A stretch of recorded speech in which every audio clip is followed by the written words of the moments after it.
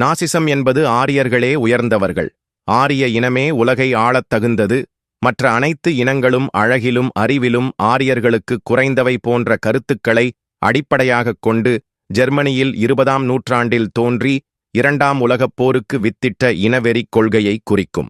இதற்கு மூலமான Aryan supremacy theory, அதாவது ஆரிய உயர்வுக் கொள்கை 19ஆம் நூற்றாண்டிலிருந்தே பெரும்பாலான ஐரோப்பிய அறிஞர்கள் மற்றும் ஊடகங்கள் மத்தியில் ஏற்றுக்கொள்ளப்பட்டு வந்தது.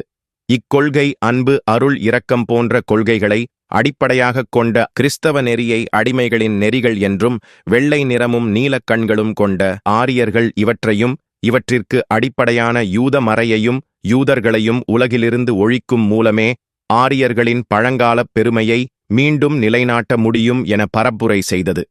2ஆம் உலகப் போரைத் தொடங்கி நடத்துவதில் நாசிசம் முக்கிய பங்கு வகித்தது.